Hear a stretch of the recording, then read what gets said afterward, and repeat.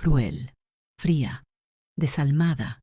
Eso fue lo que dijeron de mí el día que salí de mi casa en Valencia con una pequeña maleta en la mano, dejando a mi marido de 50 años en una cama, incapaz de levantarse, incapaz de vestirse, incapaz incluso de cambiarse el pañal sin ayuda. Sí, un pañal. Nadie menciona eso cuando cuentan la historia. Es más fácil decir que abandoné a un hombre enfermo que explicar lo que significa limpiar la dignidad de alguien que nunca respetó la tuya. Los vecinos estaban en la calle, como siempre, mirando, susurrando. En España nadie necesita pruebas, solo una historia sencilla, y la mía ya estaba decidida. Mi hija lloraba, mi hijo mayor no me miraba a los ojos, y hasta el párroco dijo que el matrimonio es para siempre, en la salud y en la enfermedad. Ninguno preguntó por qué. Nadie quiso saber la verdad, porque la verdad incomoda. Mi nombre es Carmen Rivas, tengo 72 años, y hace 3 meses dejé a mi marido enfermo y no volví. Y no me arrepiento, pero para entenderlo, hay que empezar desde el principio. Me casé con Javier cuando tenía 22 años. Era el tipo de hombre que en España gusta.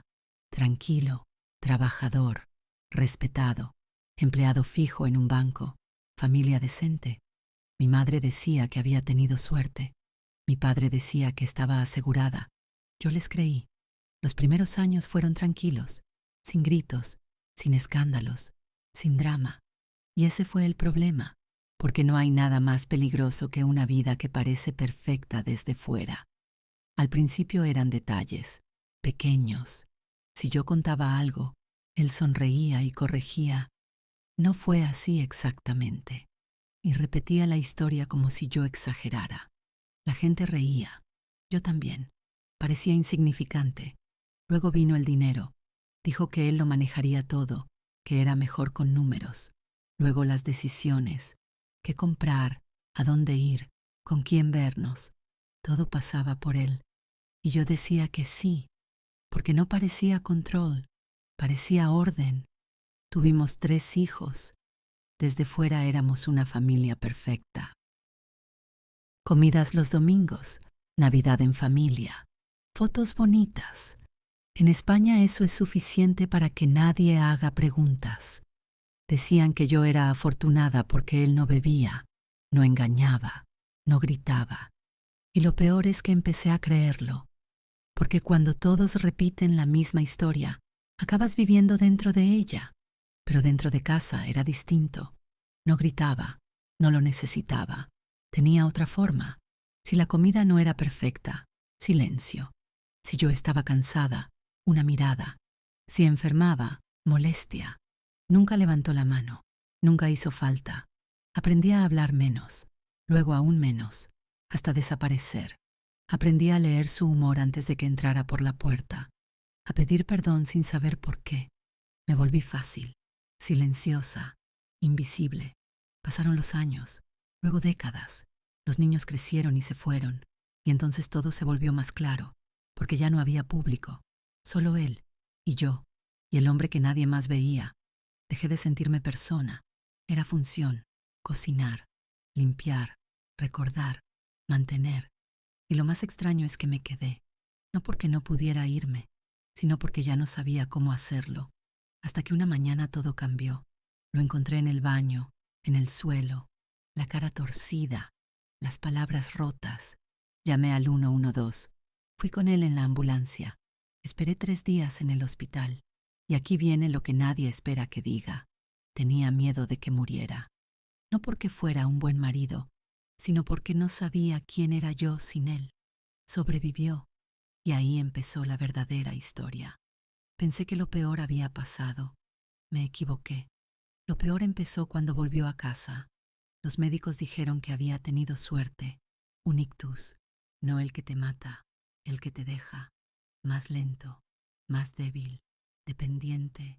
Dijeron que necesitaría cuidados, diarios, constantes. Y todos me miraron a mí, como si no hubiera otra opción.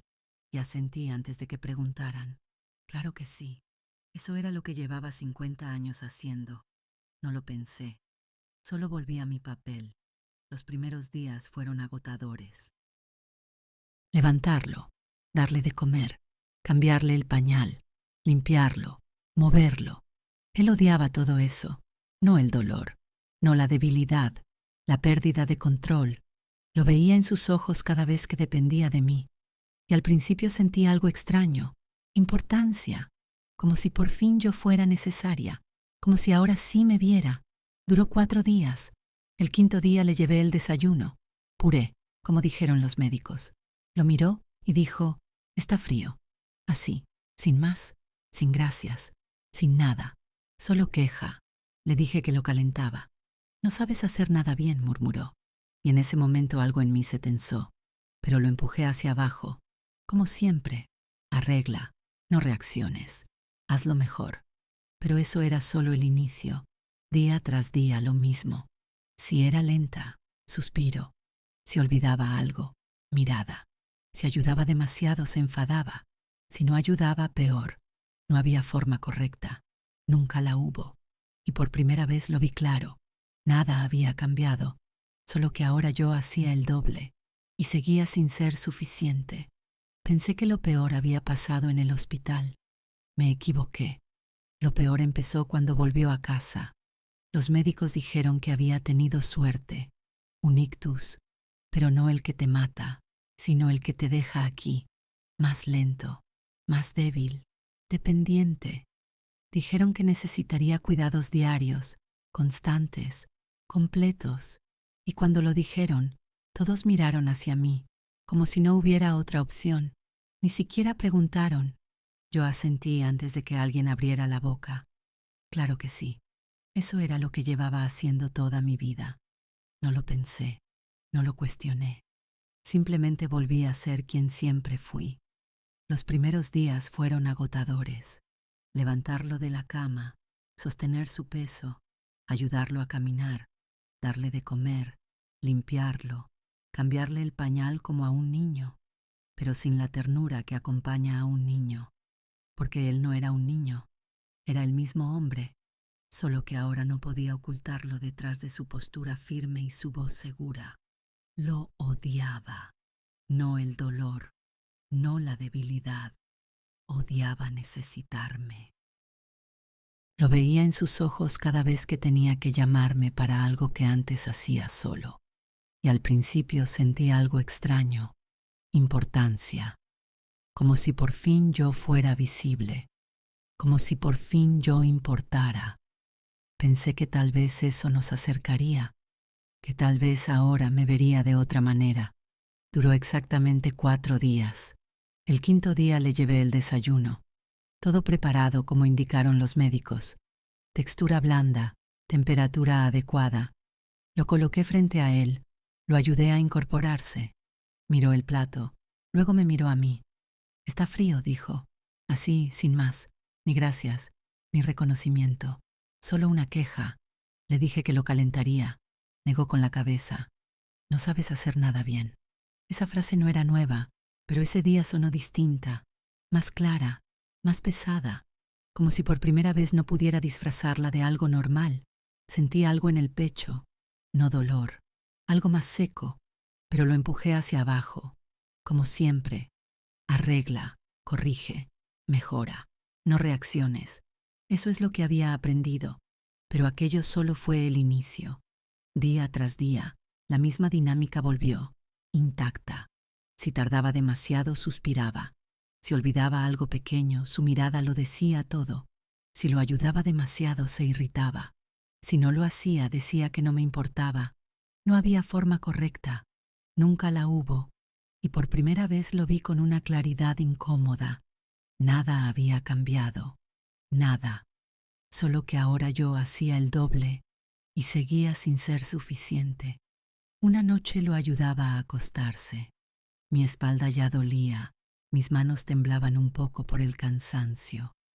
Mientras acomodaba la almohada, de repente me agarró la muñeca, más fuerte de lo que esperaba. Su fuerza no era la misma de antes, pero la intención sí. Control, siempre control. No me dejes caer, dijo. Miré su mano sujetándome. luego su cara, y por primera vez en muchos años no sentí miedo, no sentí culpa, sentí distancia, como si estuviera viendo una escena repetida demasiadas veces. Y entonces apareció el primer pensamiento real. No fue emocional, no fue dramático, fue claro. Nada ha cambiado. Ese pensamiento se quedó conmigo, me siguió durante los días siguientes, en cada gesto, en cada palabra, en cada silencio pesado. Nada ha cambiado. Él seguía siendo el mismo hombre y yo seguía siendo la misma mujer, o eso se suponía, pero algo ya no encajaba. Yo. Una semana después mi hija vino a visitarnos. Lo abrazó, le dijo que era fuerte, que iba a salir adelante, que todo estaría bien. Luego se giró hacia mí y bajó la voz. Tienes que tener paciencia con él. Está pasando por mucho. Asentí. Claro que sí. Luego añadió, este es el momento en el que más te necesita. Y por dentro, por primera vez en 50 años, algo en mí casi se rió. No por burla, por claridad, porque él siempre me había necesitado, solo que antes nadie lo veía, ahora sí, pero aún así, nadie me veía a mí. Esa noche, después de que todos se fueron, me senté sola en la cocina. La casa estaba en silencio. Él dormía. Yo no hacía nada. Solo estaba ahí, mirando a la nada. Y entonces llegó el segundo pensamiento, más fuerte, más incómodo. ¿Y si dejo de hacerlo? No respondí. No tomé una decisión. Solo dejé que esa idea existiera. Y por primera vez en mi vida, esa pregunta no me pareció imposible. Al día siguiente, el cambio empezó en cosas pequeñas.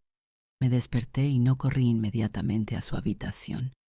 Me quedé unos segundos más en la cama, mirando el techo, escuchando el silencio. Mi cuerpo no quería moverse, y por primera vez no lo obligué. Cuando entré en su habitación ya estaba despierto. Llegas tarde, dijo, no gritando, nunca gritaba, solo afirmando. No respondí. Hice lo de siempre, pero más lento, como si estuviera observándome desde fuera.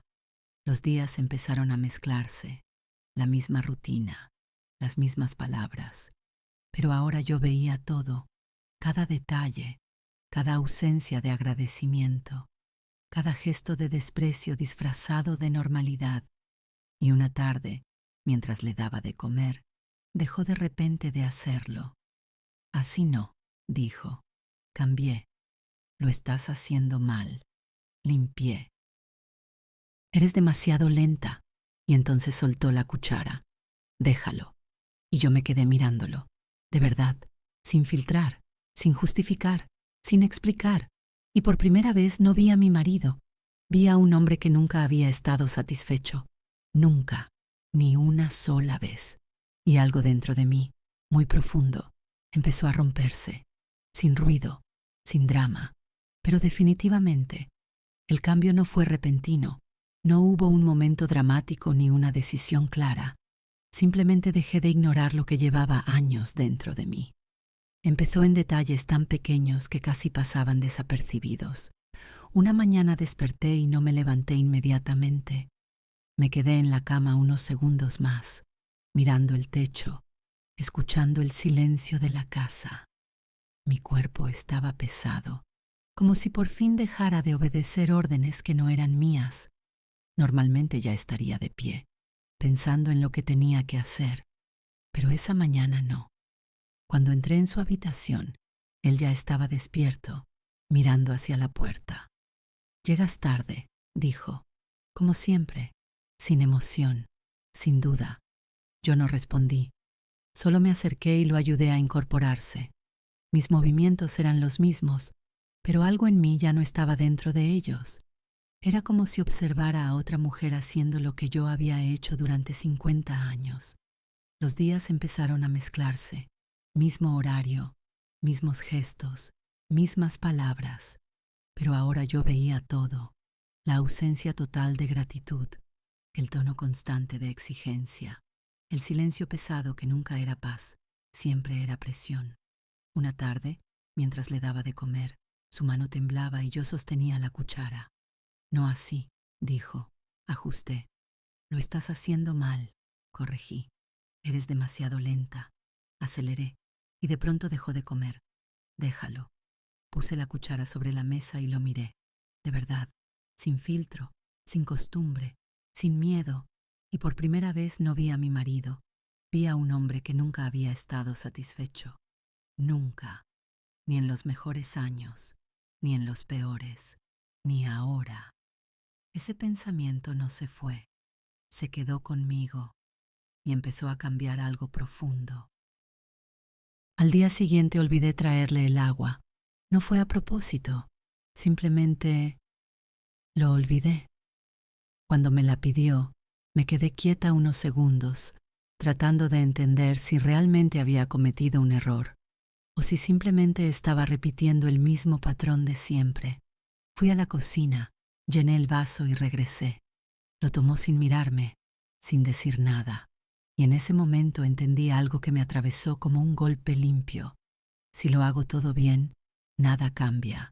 Si me equivoco, nada cambia. El resultado siempre es el mismo. Esa noche me senté en el salón con la televisión encendida. No estaba viendo nada. Solo sostenía el mando, mirando la pantalla sin verla. Mis manos estaban quietas, pero mi mente no. Empecé a recordar pequeñas escenas, momentos que había ignorado durante años, palabras que había minimizado, miradas que había justificado, y todo empezó a verse distinto, más nítido, más real, como si alguien hubiera encendido una luz que siempre estuvo apagada. Fui al baño y me miré en el espejo. Durante un segundo no reconocí a la mujer frente a mí, no porque hubiera cambiado físicamente, porque estaba vacía, como si alguien hubiera ido quitando partes de ella poco a poco, durante años. Me acerqué más. Intenté recordar la última vez que sentí algo que fuera mío. No obligación, no responsabilidad, no miedo. Algo mío. No pude, y eso me dio más miedo que cualquier cosa que él hubiera hecho. A la mañana siguiente no puse alarma. No sé por qué. Simplemente no lo hice. Me acosté sin planear el día siguiente. Cuando desperté, la luz entraba fuerte por la ventana. Demasiado tarde. Miré el reloj. Sí, era tarde, muy tarde. Mi cuerpo reaccionó por costumbre. Me levanté rápido y me detuve. Me quedé en medio de la habitación sin moverme, escuchando, esperando. Nada. No había gritos, no había urgencia, no había catástrofe. Caminé hacia su habitación lentamente. Estaba despierto, mirando al techo. No viniste, dijo. Asentí ligeramente. Me quedé dormida. Me miró unos segundos como si algo no encajara. No puedes hacer eso, dijo. La misma voz, la misma seguridad. Y en ese instante, algo dentro de mí se rompió. No con ruido, no con rabia. Simplemente se soltó. Lo miré y no discutí. No me defendí. No me expliqué. No pedí perdón. Solo me quedé ahí. Y en ese silencio, supe que algo ya había terminado, aunque todavía no lo hubiera dicho en voz alta. La decisión no llegó como un golpe. No hubo un momento exacto en el que todo cambió. Simplemente dejó de ser una opción seguir igual. A la mañana siguiente hice todo como siempre. Lo ayudé a sentarse, le di su medicación, preparé el desayuno, cambié el pañal, limpié, acomodé la habitación. Desde fuera, nada había cambiado. Todo parecía igual, pero dentro de mí ya no quedaba nada de lo que había sido antes. No lo hacía por él, no lo hacía por obligación. Lo hacía como quien termina algo que ya está cerrado por dentro, como si solo estuviera completando el último movimiento de algo que llevaba años terminándose. Ese día se quejó de todo. La comida estaba mal, la almohada estaba mal. Yo estaba demasiado callada, demasiado lenta, demasiado algo. No importaba, ya no me afectaba, no porque fuera fuerte, porque ya no estaba dentro de eso.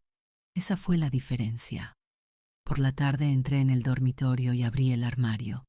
Me quedé quieta unos segundos mirando mi ropa, vestidos que no me ponía desde hacía años, zapatos que había olvidado, cosas que pertenecían a una vida que dejé de vivir sin darme cuenta. Estiré la mano y bajé una maleta pequeña, la misma que usábamos para viajes que yo nunca quise hacer pero siempre acepté. La puse sobre la cama y la abrí. Mis manos estaban firmes, sin temblor, sin dudas. Empecé a guardar cosas, no muchas, solo lo necesario, un par de prendas, mis cosas personales, lo que era mío, nada que necesitara explicación. Mientras doblaba un jersey, escuché su voz desde la otra habitación. Carmen, no respondí. Carmen, más fuerte. Seguí doblando. ¿Dónde estás? Ahora había irritación. Terminé de guardar la ropa y fui a su habitación. Me miró con molestia. Te he llamado. Asentí. Lo sé. Se quedó en silencio, mirándome más tiempo de lo habitual, esperando, como siempre, esperando que explicara, que me disculpara, que corrigiera. No lo hice. Inclinó ligeramente la cabeza. Estás diferente. No era una pregunta, era una afirmación. Lo miré unos segundos. Puede ser. Fue suficiente. Su expresión se tensó. No me gusta. Claro que no. No dije nada. Me quedé ahí, sosteniendo su mirada, y por primera vez en toda mi vida, el silencio no era suyo, era mío. Me di la vuelta y salí de la habitación, sin prisa, sin duda. Volví al dormitorio, cerré la maleta. El sonido de la cremallera fue más fuerte de lo que debía. Definitivo. La dejé junto a la puerta, visible, sin esconderla, sin explicarla, simplemente ahí, esperando. Esa noche mi hija llamó. ¿Cómo está?, preguntó. Igual, respondí. Tienes que ser fuerte, dijo. Te necesita. Miré la maleta mientras hablaba. Lo sé, dije. Mi voz era tranquila, demasiado tranquila. Cuando colgué, me quedé sentada unos minutos, sin pensar, sin sentir nada claro. Luego me levanté, tomé la maleta y caminé hacia la puerta. Mi mano se detuvo en el picaporte, no por duda, por claridad, porque entendí lo simple que era. 50 años, reducidos a un solo gesto. ¿Abrir o no abrir? Giré la manija, abrí la puerta. El aire de fuera se sintió distinto, más ligero. Di un paso, luego otro. Cerré la puerta detrás de mí, sin ruido, sin despedida, sin mirar atrás. Bajé las escaleras, crucé el portal, salí a la calle. Los vecinos estaban ahí, mirando, siempre mirando. No giré la cabeza, no lo necesitaba. Podía sentir sus ojos. Mi teléfono empezó a sonar. No respondí. Sabía quién era. Seguí caminando. Llegué a la esquina. Giré y continué. Cada paso se sentía extraño, como si estuviera usando algo que había olvidado. No mis piernas. Algo más. Libertad. No corrí. No me apresuré. Solo caminé. Y con cada paso, todo lo que quedaba atrás se volvía más silencioso. La casa, su voz, las expectativas, el papel que había interpretado durante toda mi vida, todo alejándose, y por primera vez no caminaba hacia lo que se esperaba de mí. Caminaba lejos de lo que ya no era. Para cuando llegué al final de la calle, mi teléfono ya había sonado más de 10 veces. Sabía quién era sin mirar. Mi hija. Mi hijo. Otra vez mi hija. Dejé que sonara. Seguí caminando. Cuando por fin me senté en la parada del autobús, el silencio dentro de mí seguía intacto. No había culpa, no había prisa, solo una calma extraña que no conocía. El autobús llegó. Subí. Me senté junto a la ventana. Y fue ahí cuando por primera vez miré el teléfono. Decenas de llamadas perdidas. Mensajes uno tras otro. Abrí el primero. Mamá, ¿qué estás haciendo? El siguiente. No puedes dejarlo así. Otro más. La gente ya está hablando. Y luego la frase que sabía que iba a aparecer. La frase de siempre. Después de todo lo que él hizo por ti. Me quedé mirando esa línea más tiempo del que quería admitir. Después de todo lo que Él hizo por ti, siempre era lo mismo, la misma historia, la misma versión, la que lo justificaba todo. Cerré los ojos un segundo y por primera vez en mi vida dije algo en voz alta. No lo sabes. La mujer frente a mí levantó la mirada, pero no me importó. No hablaba con ella. Hablaba con todos ellos, con todos los que ya habían decidido quién era yo sin conocerme, porque no lo sabían. No sabían de los años de silencio, de cómo aprendí a desaparecer en mi propia casa, de cómo cada pequeño gesto se convertía en algo que yo tenía que corregir. No sabían que dejé de ser una persona mucho antes de salir por esa puerta, que me fui poco a poco, durante años, sin que nadie lo notara. Lo que ellos vieron esa mañana no fue una huida, fue el último paso, el único visible, el que por fin podían juzgar. El autobús avanzaba por calles que ya no me conocían. Y entonces entendí algo que nadie iba a aceptar. Yo no lo abandoné. Yo volví a mí. Esa era la verdad. Pero esa verdad no encajaba en la historia que ellos necesitaban contar, porque no me convertía en la villana fácil. Me convertía en algo más incómodo, alguien que decidió dejar de desaparecer. Miré mi reflejo en la ventana. No era más joven, no era más fuerte, pero estaba ahí, presente, real. Mi teléfono volvió a sonar. Esta vez contesté. ¿Mamá? La voz de mi hija estaba rota. ¿Dónde estás? Respiré hondo, no para calmarme, sino para no dudar. Estoy yendo a algún lugar, dije. Silencio. Luego, más firme. Tienes que volver. Miré por la ventana. La ciudad cambiaba. Nuevas calles, nuevas caras. Ninguna historia conmigo. No, respondí. No tengo que hacerlo. Hubo un silencio largo, pesado. Luego la pregunta que todos harían. ¿Cómo puedes hacerle esto? Cerré los ojos un segundo y por primera vez no dolió. Yo ya hice todo por él, dije, durante 50 años. Al otro lado no hubo respuesta inmediata, solo respiración, luego un susurro. La gente está diciendo cosas. Sonreí apenas, sin alegría, con claridad. Siempre lo hicieron, dije. Colgué, apagué el teléfono y no lo encendí de nuevo. El autobús siguió avanzando y esta vez no sentí que estaba dejando algo atrás. Sentí que por primera vez en mi vida estaba llegando a algún lugar,